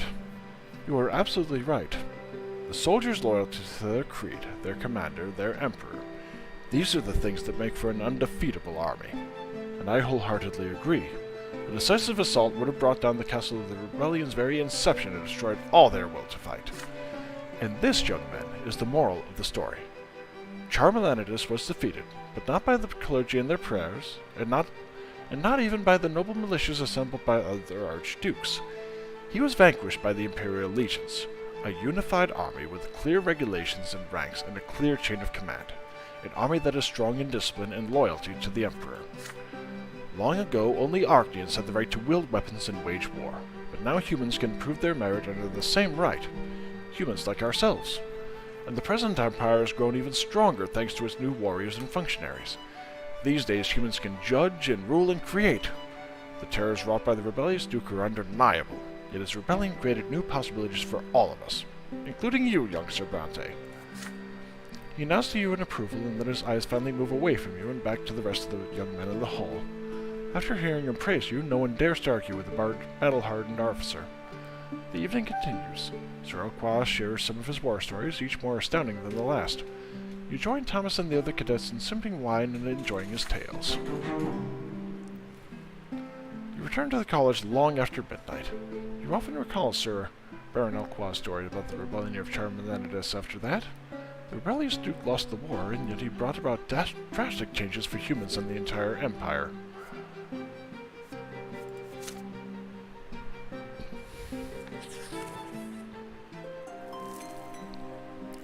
There are days when you receive letters from home. Father's writing is very reserved. He mostly discusses events and work in Magra and writes very little about the family. makes me proud that I managed to teach Stefan how to handle our affairs at home. Your older brother behaves impeccably at the society balls and receptions that we host. He's already made several crucial acquaintances. But Gloria has a different opinion of Stefan. She thinks your older brother is taking more and more after grandfather. Stefan's a lot like grandfather. It's in his manner, his posture, his voice. He even dresses just like him. He used to be aloof around me and we barely talked in the past, but now he always blames me and tears me apart. I can't take it anymore. He walks all over me all the time and treats me like a housemaid. Mother writes to you. From her letters, you learned that Nathan just barely managed to graduate from school. It makes me sad to admit that Nathan has none of the talents you have. The other day, he told me he won't even try to study in the capital. He says he won't be able to pass the exams. I found the solace only in the nights Nathan and I have spent together reading the scriptures in our walks to the church by the silver tree. He accompanies me every time. Your sister and younger brother write about Mother too, and they say the same thing about her health. She now spends more time locked away in her chambers to brood. Gloria does her best to accompany Mother when she leaves home, and Nathan's letters mention her steps echoing in the halls in the middle of the night. There is one more thing Nathan mentions in his letters. Stefan and Gloria have been fighting very often these days. Stefan always tries to get under Gloria's skin, and she answers him in kind. And Stefan calls her a lowly commoner to make her shut up. You always tremble in excitement each time you see a new letter with the seal of your home province. Your fate is still bound tightly to your families, no matter the distance between you two.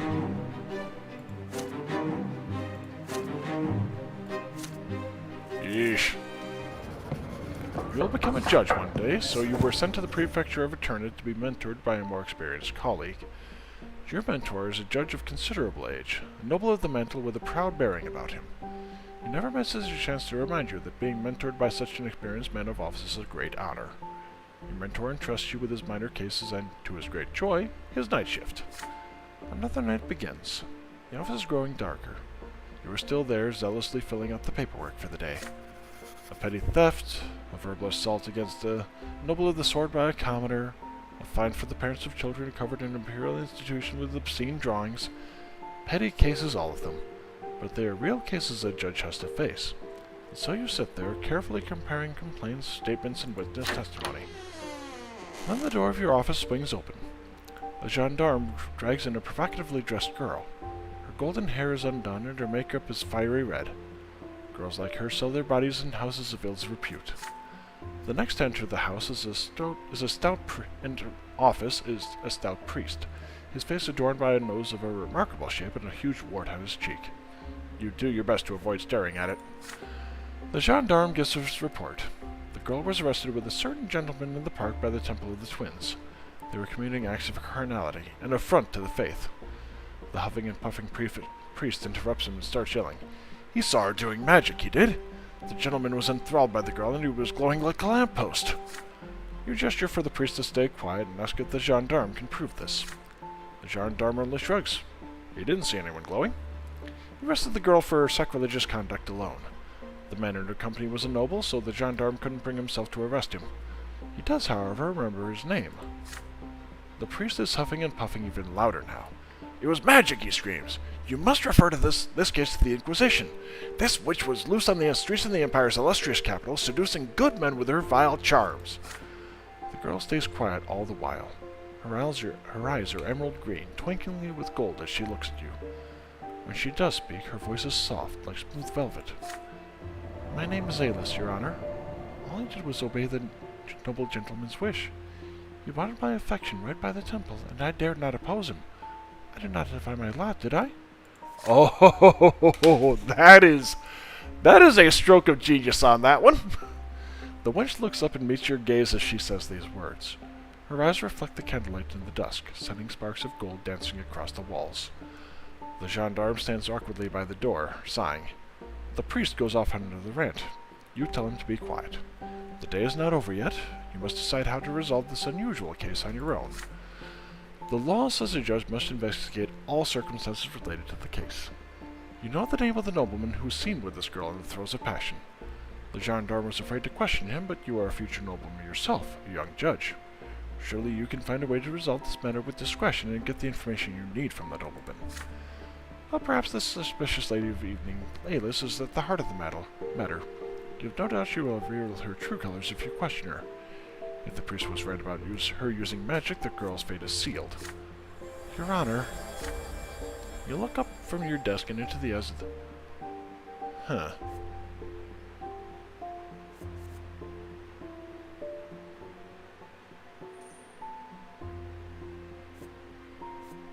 Yeah, find the nobleman.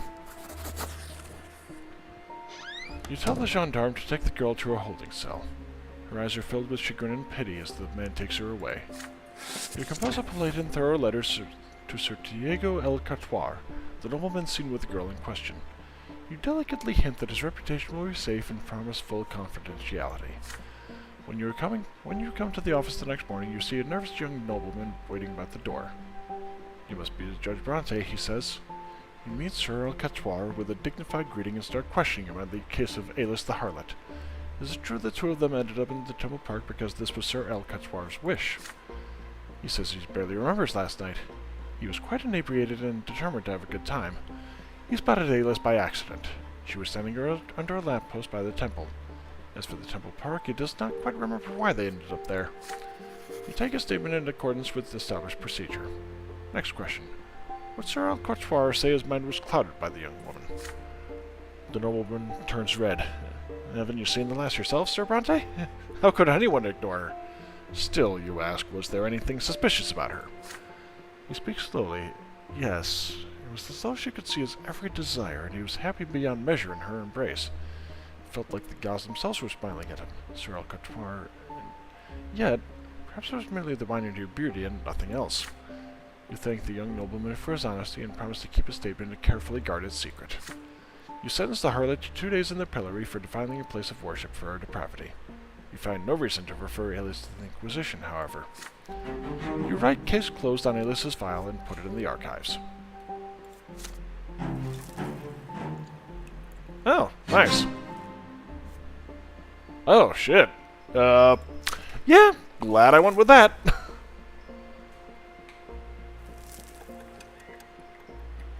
Because I've got a feeling that that would have sparked a little bit of rebellion.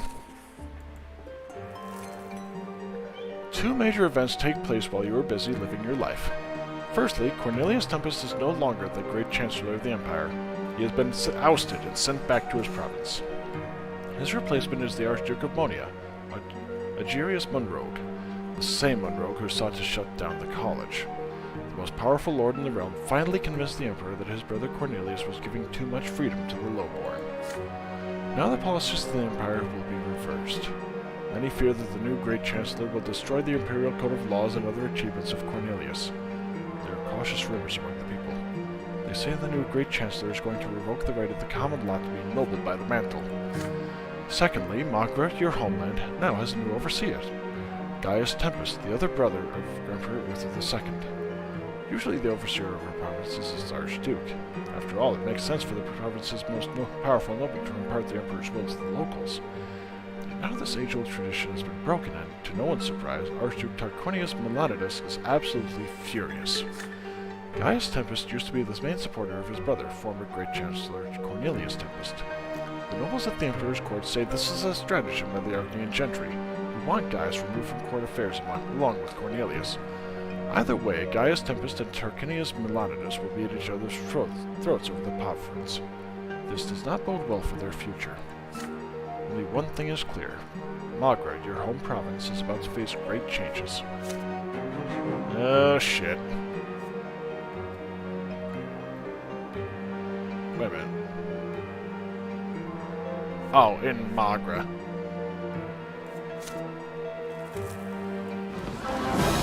The capital is preparing for a great celebration. The coming of age of Gerion Tempest, heir to the throne. The streets are being cleaned, the lowborn merchants are gone from the squares, and flags and flower garlands have appeared on the buildings. By the Emperor's decree, everyone will celebrate for the next 3 days. Eterna is abuzz. A festive procession starts on the streets. Students from the college and cadets from the military academy will be there to show their gratitude to the Emperor's family for entrusting them with the power they wield. Ribbons and flags flutter in the wind, and the streets are scrubbed clean, and the scent of flowers fills the air. You are side by side with Thomas, carrying the banner of your province. Your friend's brown hair is unusually well combed today. He waves to every girl you see on the streets as you pass by. They giggle shyly, and some of them wave back. Did you see that, pal? Look at that beauty. She just smiled at me. Now, this is what I call living. I just love parades. The Tempest royal family observes the slowly approaching parade from the balcony of the Imperial Palace. They are joined by the Empire's highest dignitaries and provincial overseers. You see Emperor Uther II with your own eyes. There, high above, yet so close.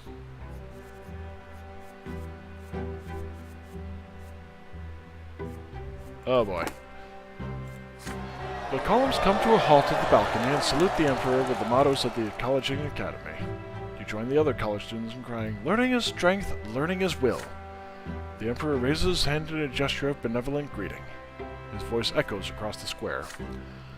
"I accept your gratitude, my loyal subjects. Take pride as you wield your knowledge and valor in service of the Empire. All who are worthy will be ennobled by the mantle by my grace." The future nobles around you cheer the Emperor's words. Their jubilation gives way to murmurs of discontent when Archduke Monrogue, the new Great Chancellor of the Empire, steps onto the balcony. Everyone here remembers all too well how the Archduke attempted to shut down the college by force. Still, the Archduke is the de facto leader of the Arcanian gentry. He is a force to be reckoned with, even for the Emperor, and so he is the Great Chancellor now. Hail your Emperor, common folk! Be forever obedient and grateful for the good graces you do not deserve by birth. The Archduke does not even bother to hide his contempt for the gathering below. Booed by the crowd, he rejoins the dignitaries in the back row. You notice one of them. A slender, elegant figure under an emerald banner with a black snake. She is Octavia Melanides, daughter to the Archduke of Magra. Now that's new. You noticed Octavia too, huh? Our Archduke Melanides sent his daughter in his stead. That's a sign of disrespect for the Emperor if I've ever seen one. Is he so enraged because he's no longer the overseer of Magra? Well, you can imagine his surprise. That's never happened before. But then everyone grows silent. A young, slender Arcanian with a shy smile comes forth. There are whispers in the crowd. That's Prince Geryon, heir to the throne. Ward of Cornelius, promise and hope of the common estate. To the left of Geryon is his younger brother Flavius. He is baffled at the sight of the parade below, too young to process what he is seeing. May the twins be kind to you, my future subjects. I promise to repay you in kind and help you prosper in your loyal service to the Empire. Exalted by these words, the future nobles roar as one. All hail Prince Geryon! Another figure steps into view next to the heir. He is an Arcanian, elegantly dressed, and his mantle bears the Tempest colors. He raises his arms, is about to make a speech. Hey, look! That guy is Tempest, the Emperor's brother. An overseer of Magra, by the by. Seems the Arcanian elders want him as far from the throne as possible, just like his other brother Cornelius. Those two have been promising too many freedoms to commoners like you and me. Long live Prince Geryon! Students of the college, cadets of the academy, time and again you have proven yourself to the Emperor by word and deed. Today is a day of great celebration, and in honor of Prince Geryon you must ask the Emperor to guarantee forever the right of distinguished common folk to be ennobled by the mantle. So ask now! The cadets and students freeze in hesitation. They exchange glances, unsure whether to follow the words of the Emperor's own brother. On the balcony high above, Prince Geryon also remains still, awaiting a reaction from the crowd. Archduke Monrogue briskly steps into view once more. He takes several seconds to observe the crowd before he speaks. Imperial subjects, what the Emperor's brother wishes to say is that you must always remember that you owe your status to the Tempest dynasty. The Emperor accepts your gratitude and sends you off with his blessing. You may leave now. But the columns stay where they are. That's not what Gaius Tempest said. Let the Emperor hear us. The law. We ask for the law. Commotion and murmurs spread over the crowd as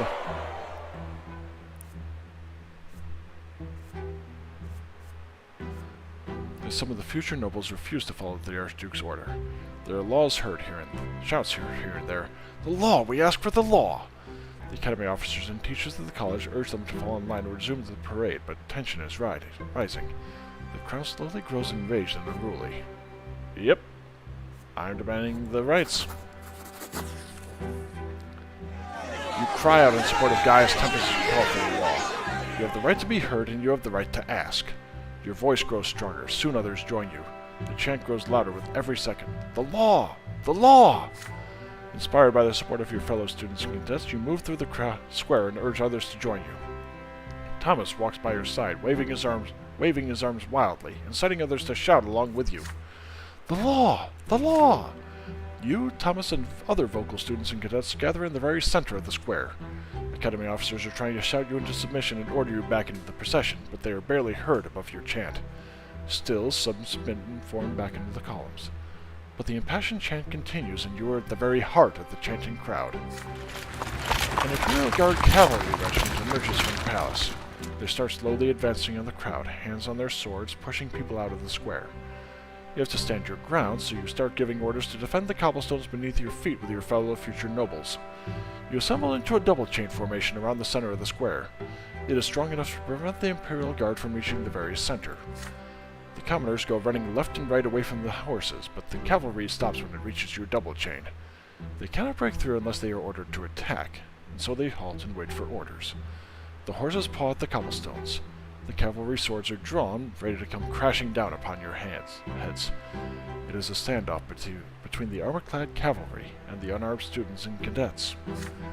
Emperor Uther II appears on the balcony again, joined by his brother Gaius Tempest and heir to the throne Geryon Tempest. With a gesture, the Emperor calls for attention. The square falls silent at the sight of the sovereign. My subjects, I have heard your request.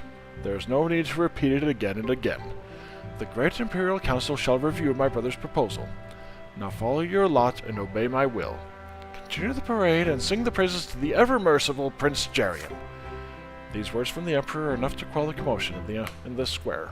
The standoff ends and the cavalry withdraws. Well, would you look at that, old friend? We did it! We stood up for our noble right and we won! That's the Emperor's word. That's what our courage can do. Yeah, I've got a feeling the council is going to reject his brother's plea. Voices from the crowd are quick to disprove Thomas. The Emperor never gave his word. He only promised to review the proposal. Hey! I wasn't the only one. People can begin to argue around you again. This time, however, no one wishes to disobey the orders from on high, and so the students line up into columns once again. The bout of defiance is in the past now, and everyone resumes the festive parade through the city streets. Glory to Emperor Uther, glory to Prince Geryon.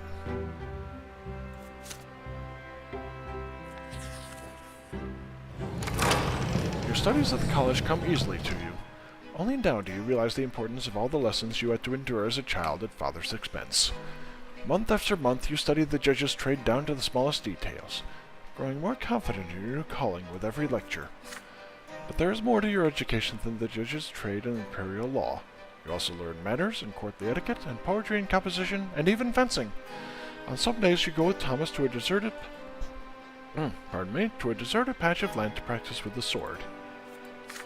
Then, finally, the day of your judge's exam comes. You send your test results to Father, and he replies with an appointment to a judge's office at the prefecture of Magra. Now you have a new life and a new profession back home. You will return to your hometown as a judge. It is early morning at the great temple of the twins. Your heart skips a beat as you step inside the temple. It feels like that day from your childhood again. The priest is standing at the altar, and the temple is divided into two halves. But you are no longer a frightened little child anymore. You are now a grown man who is about to become a noble. The floor on the common side is there to cause pain. You feel the jagged edges even through the soles of your boots. This pain marks your final few seconds as a commoner. The priest stands before you. You kneel again, but now there is warm, smooth marble under your knees. You hear the words spoken above your head. From this day forth your lot is strength and will. From this day forth you will rule and fight and pursue the arts. Now rise, noble. You place your lips on the smooth steel of the sword. And when you rise again, you realize that the trembling you felt ever since your first sacrament is now completely gone. You arise a new man. Your every motion now uncannily accurate, your thoughts surprisingly fresh, your muscles ready to face the fight. This day feels worthy of a poem, and now you can compose one if you wish. I'd ask my sister to compose one, if given the option. You touch your back. The mark of the lash from your previous sacrament is gone completely, erased forever.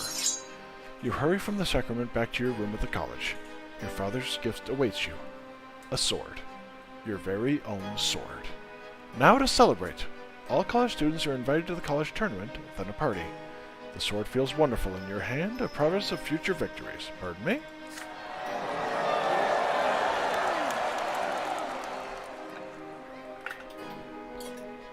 Never in your entire... The tournament begins. The stands are loud with anticipation. Never in your entire life have you seen so many beautiful, noble ladies in one place. But there is only one who attracts everybody's attention. The raven-haired, black-eyed Octavia Melanides. The daughter to the Archduke of Magra has graced the tournament with a visit.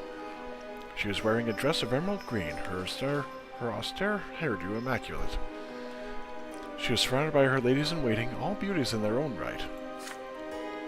When a noble enters the tournament, he must announce the name of... Oh. Oh, awesome!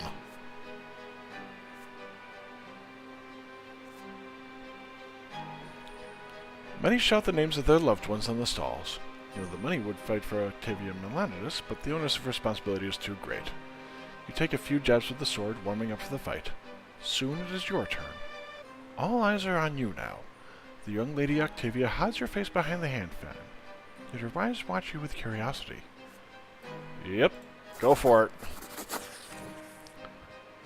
You approach the stalls and shout clearly and loudly. You will fight for the honor of the young Duchess Octavia Melanides. Slowly she rises from her seat. The stalls grow quiet. If you suffer defeat after such insolent words, you may face the ire of one of the ancient Arctian dynasties. Sir Stuart Brante? How do I know this name? Yes, you have already dared to draw my attention once. In memory of our amusing encounter, I will grant you the honor of fighting in my name. Do not disgrace it. The stalls explode with applause, celebrating your courage. The first fight begins. The rules are the same as for any noble duel. Whoever draws first blood wins. Your first opponent does not put up much of a fight. A few minutes later, he misses a jab to the thigh. Your shirt is soaked with sweat, the hilt of your sword feels slippery in your wet fingers. From behind her emerald hand fan, Octavia watches you closely from her seat. You prevail in 3 fights in a row and prepare to face a new opponent. You know him well. He was mentored at the prefecture of Eterna after you. Oh, damn it. Fair enough. 3 victories. Not bad. You salute Octavia Melanides with your sword, and she gracefully accepts your gesture. You have proven yourself well, Sir Brante. Who knew you would become a noble and we would meet again here in the capital of the Empire? I must say I am amazed. The eyes of the young Archduchess follow you even as you leave the arena. You will remember this day for the rest of your life. The day when you became a noble. Oh, grandfather's gonna be fucking flabbergasted on that one. Ooh, nice. You have earned the judge's mantle and the noble title. So it must be the last year of youth. Oh. Just before you leave the capital, you overhear something unusual in the street. Junius Diamant, Patriarch of Astinia and one of the leaders of the New Faith, will stand trial before a church tribunal. The Order of the Inquisition has accused Patriarch Junius of patronizing blasphemous witches and disseminating heresy. Well, Sophia. Oh shit, Sophia. The Holy Tribunal claims that Junius Diamant was scheming to free all witches and sorcerers from the collars that fetter their accursed powers. And what's worse, the Patriarch was also accused of forming the Lawless, a dangerous secret society based in the imperial capital. Members of this society have been assaulting inquisitors and priests of the church, as well as freeing witches from the cleansing fire and helping them escape the holy law. Now the Patriarch must face the Holy Tribunal of the Inquisition in Eterna. By all accounts, this is a devastating blow to the New Faith and the end of days for Junius Diamant himself. The Inquisition will make the most of this opportunity to rid the land of this unwelcome Patriarch who dared to shake the foundation of the old faith. But then comes the sudden news of Patriarch Junius's reply to the Holy Tribunal. It is no less stunning than the accusation. These words are nothing but lies. I will say this to anyone who dares to bring this accusation against me in person. But I want those hypocrites to bear the full weight of their responsibility for this slander against me, my flock, the Diamant dynasty, and the Holy Order. I agree to stand trial before the Holy Tribunal, but I will face them on my own land and my terms. Patriarch Junius has already received strong support from Patriarch Luke and many priests across Archnia. Parishes of the new faith throughout the Empire are now speaking out in support of Junius Diamant. The Church of the Twin Gods is about to be rent in twain. The Inquisition has no choice but to revoke the trial in order to avert the coming schism. Their new official stance is that Patriarch Junius has been wrongfully accused, and the Holy Tribunal will now apply more cautious judgment during any further trials against the followers of the new faith. Following the teachings of Patriarch Photis is no longer seen as heresy by the Inquisition. The trial of Junius Diamant has been averted, but the divide within the Church is only deepening. The new faith has directly challenged the old faith. The result is uncertain depending on who you ask. Some say Junius Diamant all but pled guilty. Others believe the Patriarch and the alleged rebellion against the Church as well as the Inquisition is nothing but a ruse. There are people who think the entire situation sounds like one of the secret chancellery's dirty deeds. One way or another, the Patriarch of Astinia and co-leader of the new faith remains at his post. But for how long? And how will the old faith and new faith clash next? Yeah, that's about right. I'd have figured that'd be a point upward. The Reglada and Talarina rivers meet outside the city walls. You barely left the capital since you came here all those years ago. A breeze is blowing in your face and the bright noon sun hangs above the shining pillar. Your stay in Eterna has come to an end. You arrived here a boy, full of hopes and aspirations, driven by your family's expectations and a desire to live your life as you saw fit. And now you have to leave, and this thought fills you with gentle sadness. Eterna did not become your home, and yet here you have finally found your path. Here in the capital you became a nobleman and a judge. Now you are one of the rulers, the warriors, the pleasure seekers, the creators, those who spill their blood for the Empire and family and honor, those who keep and honor the age-old traditions. This is your lot now. You are to work in the prefecture of your home province as a judge. Your path to this goal was a long one, and your friend Thomas was by your side all the while. You fondly recall your walks through the streets of Eterna, your secret fencing lessons, your heartfelt discussions. You have no doubt your future back in Azot will be full of glory. And then you recall the black enigmatic eyes of Octavia Melanides, an Archnean from one of the great dynasties, a woman whose beauty and majesty make you tremble. You heard she would be returning to the court of her father, the Archduke in Magra. Will you ever see her again?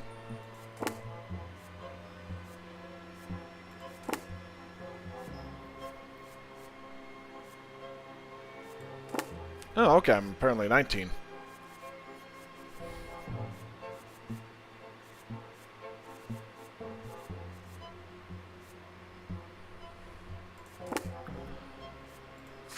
You will meet Father once more. He tends to hide his feelings, but not this time. After all, you have fulfilled all his hopes, succeeded in your studies, and continued your family's noble legacy. Many things must have changed back home by now. You recall your older brother Stefan. Now that you have been ennobled, you are practically equals at last. This means you should follow an old tradition and bring Stefan a gift. And so you head for the market district of Eterna. Soon you are busy trying out swords at a weaponsmith's shop. There is a lot to consider for this gift. Stefan is taller and his shoulders are broader, which means the sword must be heavier and longer. There can be no embellishments. Stefan would scoff at you if you brought him an extravagant weapon. At last you find a suitable sword. Blackened steel, a subtle ornament of leaves on the blade, and a grip shaped like women vines. It resembles the seared soil of Magra beneath the silver tree. You choose the sheath with the same diligence. There. A light wooden frame bound in thin yet sturdy leather will make the blade easy to draw, and the buckle is sturdy enough. You leave the shop satisfied. You leave the capital the morning after. Eterna, the city where you spent 4 years, slowly disappears on the horizon. Will you ever see the capital again? You do not know. The sword, a gift for Stefan, is in your hands. After 4 years in the capital, you return to your home city of Anazot. The years of your youth have come to an end. The time has come to leave the capital behind and return to your family and new business in your hometown of Anazot. The years away from home were full of tumult and hardship. Your adult shoulders now bear the burden of your first life-changing decisions. Did you have the freedom to choose this life for yourself, or was it your destiny all along, ever since your childhood years? All you can do now is follow the path that lies before you.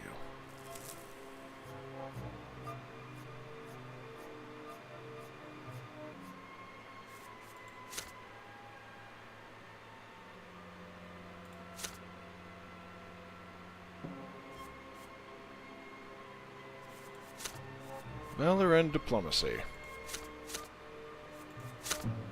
Okay, I'll start up on the next portion. Peacetime. Oh lord, that's going to be a long one. I might have to break that into a couple videos.